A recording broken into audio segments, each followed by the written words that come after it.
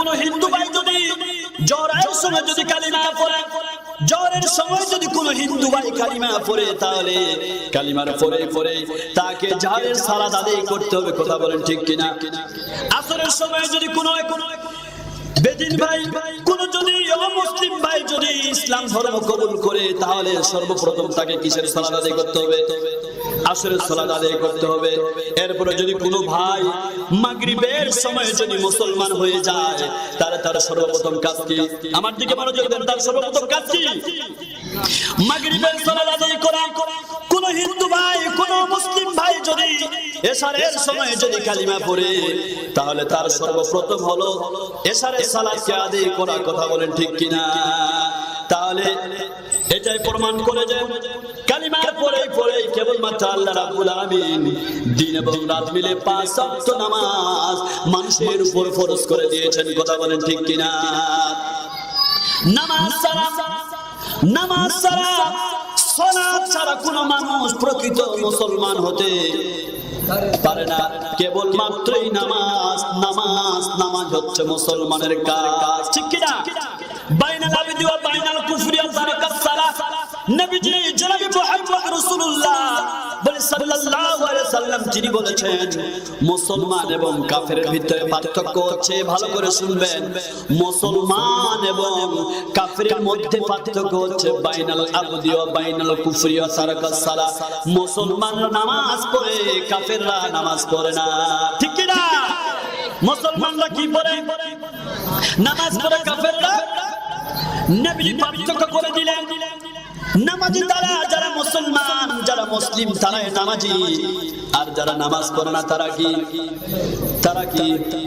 কাফের। তার নামাজের মধ্যে পার্থক্য হলো কাফের এবং মুসলমান। মুসলমানরা মসজিদে যায় নামাজ পড়ে, আর কাফেররা মসজিদে ধারার মধ্যে আসে না। কথা বলেন ঠিক কিনা? সেজন্য আল্লাহ রাব্বুল আলামিন বলছেন, মুসলমান না হওয়া পর্যন্ত কবরে। তাহলে মুসলমান হতে গেলে কি লাগবে? জোরে বলেন, কি লাগবে? নামাজ। আবার বলি, কি লাগবে? নামাজ ছাড়া আর কিছু আছে? নামাজ ছাড়া কিছুই নেই। পড়ে না নামাজ কালাম, কি করে দেব সালাম? ঠিক কি না? পড়ে না নামাজ কালাম, কি করে দেব সালাম?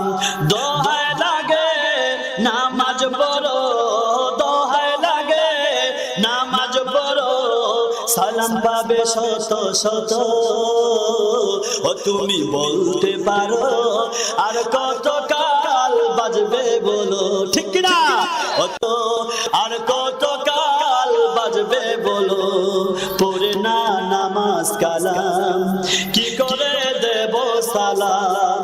দোহাই লাগে নামাজ পড়ো, সালাম পাবে শত শত। তুমি বলতে পারো আর কত কাল বাজবে বলো? মুখে তোমার চাপা দাড়ি, মনে হয় আব্দুল বারি। ঠিক কিনা? গায়ে তোমার লম্বা জামা, গায়ে তোমার লম্বা জামা, দেখে মনে হয় কুঞ্জে হুজুর। ঠিক কিনা? ও তুমি বলতে পারো আর কত কাল বাজবে বলো? তুমি বলতে পারো আর কত কাল বাজবে বলো? লিল্লাহি তাকবীর। সেজন্য মুসলমান হতে গেলে কি লাগবে? মুসলমান হতে গেলে কি লাগবে? নামাজ। আল্লাহর নবী